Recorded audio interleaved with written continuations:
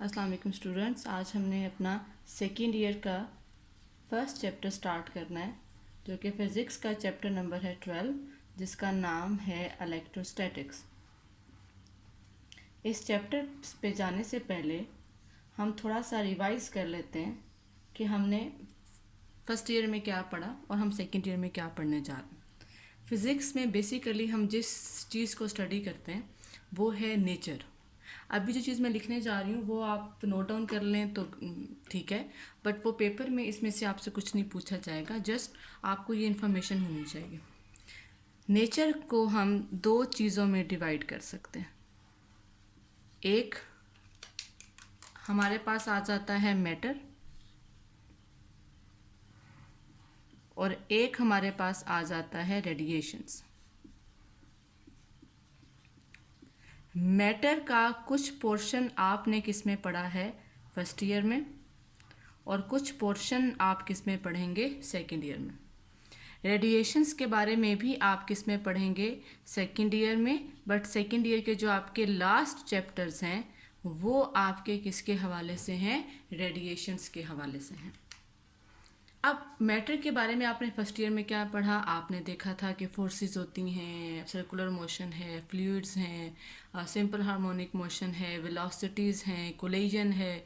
ये सारी properties matters के साथ लिंक थी और ये आपने किस में पढ़ी फर्स्ट ईयर में। फिर आपने फर्स्ट ईयर में देखा कि ग्रेविटेशनल फोर्स है, हर मैस दूसरे मैस को क्या कर रहा है, अट्रैक्ट कर रहा है। जिसका मैस ज़्यादा है उसकी ग्रेविटेशनल फोर्स भी क्या है, ज़्यादा है। इसीलिए हर चीज़ किसकी तरफ अट्रैक्ट होती है, अर्थ की तरफ। क्यों? क्योंकि अर्थ का मैस क्या है, बहुत ज़्यादा, तो हर चीज़ किसकी तरफ अट्रैक्ट हो रही है, अर्थ की तरफ, अर्थ के सेंटर की तरफ। अगर मैं एक और एग्जांपल आपके साथ शेयर करूं और मैं आपसे पूछूं कि ये प्रॉपर्टी क्या आपने फर्स्ट ईयर में पढ़ी है या नहीं पढ़ी। एग्जाम्पल क्या है, लेट्स सपोज आपके पास एक ब्लैक बोर्ड है और चाक के ऊपर आप उसके ऊपर कुछ लिख रहे हो, ठीक है। तो ये चाक से आप लिख रहे हो, ये डाउनवर्ड ग्रेविटी की वजह से क्यों नहीं जा रहा। ग्रेविटी तो इस चाक से जो आपने लिखा है इसको डाउनवर्ड खींच रही है, लेकिन ये लिखा हुआ नीचे क्यों नहीं जा रहा। इसका मतलब है कोई फोर्स है जिसने इस चाक को, जिसकी वजह से ये चाक क्लिंक कर चुका है किसके साथ, बोर्ड के साथ, या आपका चाक चिपका हुआ है किसके साथ, बोर्ड के साथ। कोई ना कोई तो फोर्स है जिसकी वजह से ये दोनों एक दूसरे के साथ क्लिंग हुए हैं। इट मीन्स कि इसके बारे में आपने फर्स्ट ईयर में कुछ भी नहीं पढ़ा कि ऐसा क्यों हो रहा है। इस तरह से बहुत से फिनोमिनाज और हैं, लाइटनिंग है, आपको नहीं पता कि ये क्यों हो रहा है। तो कुछ मैटर्स के फिनोमिना ऐसे हैं जो कि आप किस में पढ़ेंगे, सेकेंड ईयर में पढ़ेंगे। अगर मैं इस आंसर की बात करूं, इस क्वेश्चन की बात करूं कि ऐसा क्यों हो रहा है, जब भी आप दो चीज़ों में रगड़ वर्ड यूज़ करते हैं तो चार्ज की ट्रांसफॉर्मेशन के ऊपर दोनों के ऊपर अपोजिट चार्ज आ जाता है। जब आप चाक से लिख रहे हो इसके ऊपर, तो रगड़ की वजह से इस बोर्ड और इस जो चाक से आपने लिखा है इसके ऊपर अपोजिट चार्ज है, जिसकी वजह से जो आपने लिखा है ये इसी के साथ क्या है, ये स्टिक कर चुका है। तो इसका मतलब है यहाँ पे मैं जिक्र कर रही हूँ चार्ज का। किसका जिक्र किया मैंने, चार्ज का मैं जिक्र कर रही हूँ। एक मैं न्यू टर्म ला रही हूँ चार्ज, जो कि आपने फर्स्ट ईयर में नहीं पढ़ी, लेकिन वो हम किस में पढ़ेंगे, सेकेंड ईयर में। अब जो आपका चार्ज है वो आपका रेस्ट में भी हो सकता है और वो आपका मोशन में भी हो सकता है। जब वो रेस्ट पर होगा तो उसकी प्रॉपर्टीज़ कुछ और होंगी, और जब वो मोशन में होगा तो उसकी प्रॉपर्टीज़ कुछ और होंगी। जब चार्ज रेस्ट पर है तो उसकी जो प्रॉपर्टीज़ को स्टडी जो करना है उसको हम क्या नाम देते हैं, इलेक्ट्रोस्टैटिक्स। और जब मोशन में है तो उसके डिफरेंट नेम्स हैं, हम उसको इलेक्ट्रिसिटी भी कहते हैं, इलेक्ट्रोडायनामिक्स भी कहते हैं, करंट इलेक्ट्रिसिटी भी कहते हैं, इलेक्ट्रोडायनामिक्स। अब इसके बारे में हम पढ़ेंगे नेक्स्ट चैप्टर में, लेकिन जो हमारा ये चैप्टर है पहला, इलेक्ट्रोस्टैटिक्स, इसका मतलब है ये चैप्टर किसके बारे में है कि इसमें हमने चार्ज को पढ़ना है, चार्ज की प्रॉपर्टीज़ को पढ़ना है, और वो कैसा चार्ज है जो कि रेस्ट पर है, वो कैसा चार्ज है जो कि वो रेस्ट पे चार्ज है। तो इलेक्ट्रोस्टैटिक्स हमारे पास क्या है? The branch of physics in which we study the charges at rest. तो जो हमारे पास फर्स्ट टर्म आ रही है दैट इज इलेक्ट्रोस्टैटिक्स। अब आप इसको नोट करना शुरू कर दें। इलेक्ट्रोस्टैटिक्स क्या है? The branch of physics in which we study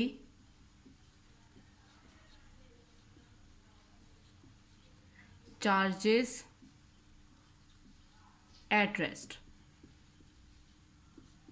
हम इसमें चार्जेस को स्टडी करते हैं और वो कैसे चार्जेस हैं? वो ऐसे चार्जेस हैं जो किसके ऊपर हैं? रेस्ट पे हैं। अब हम यार बार बार जिक्र कर रहे हैं चार्ज का। चार्ज क्या है? चार्ज एक प्रॉपर्टी है एक ऑब्जेक्ट की जिसकी वजह से the property of an object due to which it exert force on other objects। ये एक ऑब्जेक्ट की प्रॉपर्टी है जिसकी वजह से ये जो दूसरे ऑब्जेक्ट्स हैं उसके ऊपर क्या एक्सर्ट करता है? फोर्स क्या करता है? एक्सर्ट करता है। अब हमारे पास जो चार्ज की टाइप्स हैं वो कितनी हैं? वो हमारे पास दो टाइप्स हैं। एक आपका चार्ज क्या होता है? Positive charge. और जो आपका दूसरा चार्ज है दैट इज नेगेटिव चार्ज। दो ही टाइप के चार्ज हैं, या पॉजिटिव चार्ज है या वो चार्ज क्या है? Negative charge. अब मैं जिक्र कर रही थी जब भी आपके दो चार्जेस हैं अगर वो दोनों पॉजिटिव हैं तो फिर क्या होगा? और अगर वो दोनों नेगेटिव हैं फिर क्या होगा? और अगर एक पॉजिटिव है और एक नेगेटिव है फिर क्या होगा? इसको हम कहते हैं fundamental laws of electrostatics. Fundamental laws of electrostatics. वो हमारे पास कितने हैं? वो हमारे पास कितने हैं? दो हैं। पहला क्या है और दूसरा क्या है? फर्स्ट इज कि जो आपके लाइक चार्जेस हैं, like charges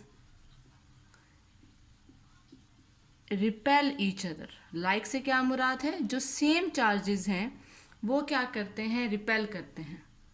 while unlike charges यानी जो डिफरेंट चार्जेस हैं वो क्या करते हैं? Attract each other. वो एक दूसरे की तरफ अट्रैक्ट होते हैं।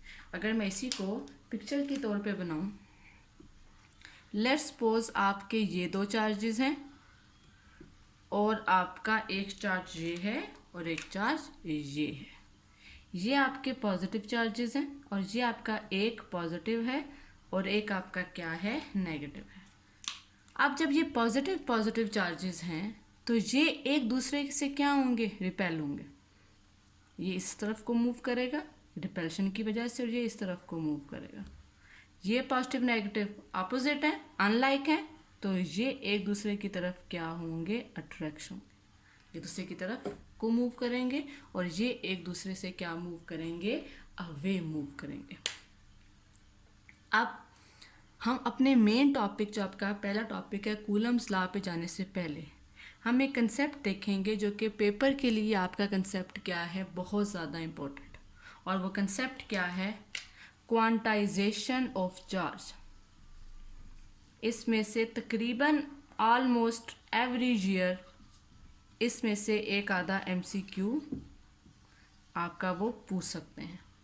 Quantization of charge. अब क्वांटाइजेशन ऑफ चार्ज पे जाने से पहले हम थोड़ा सा रिवाइज करते हैं फर्स्ट ईयर को।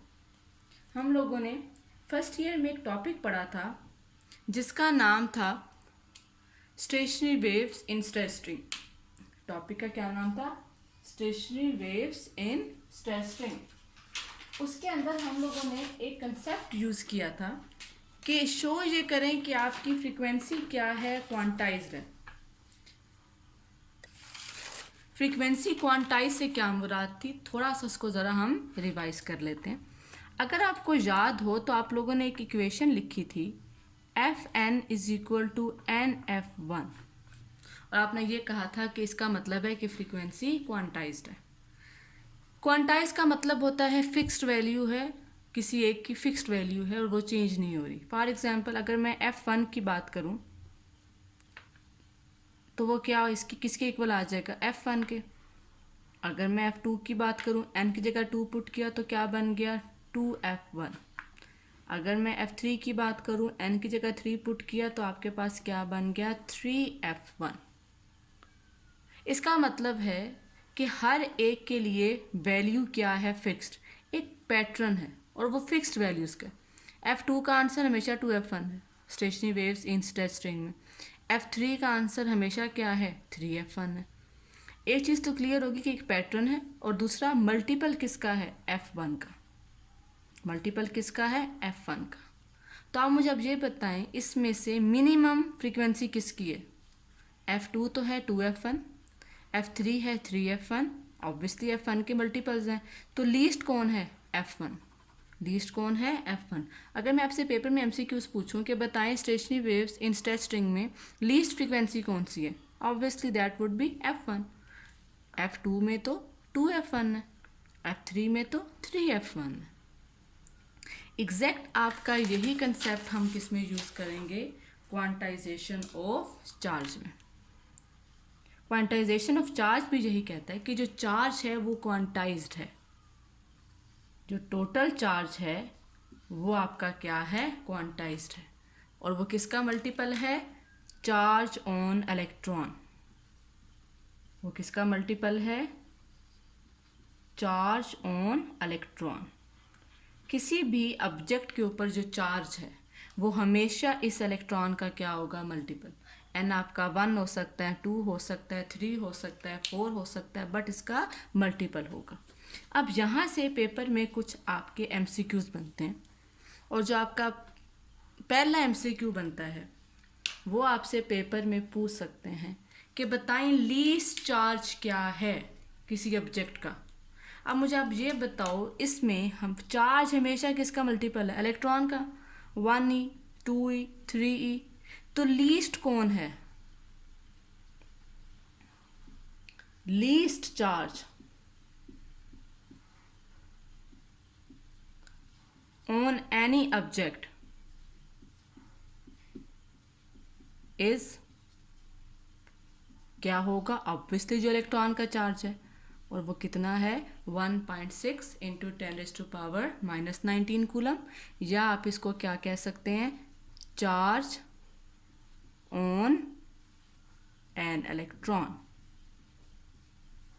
ये पहला MCQ आ गया। दूसरा MCQ पेपर में क्या पूछ सकता है? वो आपसे ये पूछ सकता है how many electrons are there in 2 coulomb charge. Equation आपके सामने है, Q is equal to n e. How many electron, how many किसको रिप्रेजेंट कर रहा है? हाउ मैनी, n को, नंबर कितने हैं। How many electrons are there in 2 coulomb charge. जब भी ऐसे सवाल आए सबसे पहले आपके जहन में पिक्चर क्लियर होनी चाहिए कि आप निकालने क्या जा रहे हैं और आपको गिवन क्या है। गिवन है आपको टोटल चार्ज, निकालने आपने क्या है? Number of electrons. Number of electrons क्या है? Ne। और इक्वेशन आप लोगों ने पहले पढ़ी हुई है, that is Q is equal to Ne। अब मुझे अब ये बताएं, आपने n का आंसर निकालना है तो n को आप इधर ही रखें तो Q है, और ये E नीचे जाकर क्या हो जाएगा? डिवाइड। क्या आपको Q का आंसर पता है? यस। कैपिटल Q कितना बता दिया उसने आपको? 2 कूलम है। इलेक्ट्रॉन की क्या वैल्यू है 1.6 इंटू 10⁻⁻19 और n। अब कूलम से कूलम आपका कैंसिल हो गया। अब जब आप इन दोनों को डिवाइड करेंगे तो आपके पास क्या आ जाएंगे number of electron. Most probably the answer will be 6.18 into 10⁻18। इससे मिलते जुलते आपके डिफरेंट क्वेश्चन हो सकते हैं, लाजमी नहीं वो 2 कूलम के। मे बी वो आपसे ये कह दे how many electrons are there in 4 coulomb charge, then आप सिर्फ क्या पुट कर देंगे 4। या मे बी आपको Q गिवन हो, आपको E गिवन हो, आपने N को निकालना हो। मे बी आपको N गिवन हो कि टोटल इलेक्ट्रॉन 8 हैं, आप बताएं चार्ज कितना होगा। तो सिंपली आप 8 को किससे मल्टीप्लाई करवा देंगे E के साथ, तो आपके पास क्या मिल जाएगा टोटल चार्ज आ जाएगा आपका। अब जब यहाँ पे ये बात कर रहे हैं हम कि चार्जेस एक दूसरे के ऊपर फोर्स एक्सर्ट कर रहे हैं, उस फोर्स को हम क्या नाम देते हैं इलेक्ट्रिक फोर्स। या वो रिपल्शन की होती है या वो अट्रैक्शन की होती है। अब वो जो फोर्स एक्सर्ट हो रही है उसकी क्वांटिटेटिव नेचर कितनी है। क्वांटिटेटिव नेचर से मुराद ये है कि वो कितनी फोर्स एक्सर्ट कर रहा है, क्वांटिटी में बताएं। 5 न्यूटन, 10 न्यूटन, 20 न्यूटन। इसका आंसर हमें जिस साइंटिस्ट ने दिया दैट वाज कूलम, और उसने हमें एक लॉ बताया that is called Coulomb's law. वो हम देखेंगे इंशाल्लाह अपने जो आपका नेक्स्ट टॉपिक है, जो आपका नेक्स्ट लेक्चर होगा उसमें हम देखेंगे। अल्लाह हाफिज़।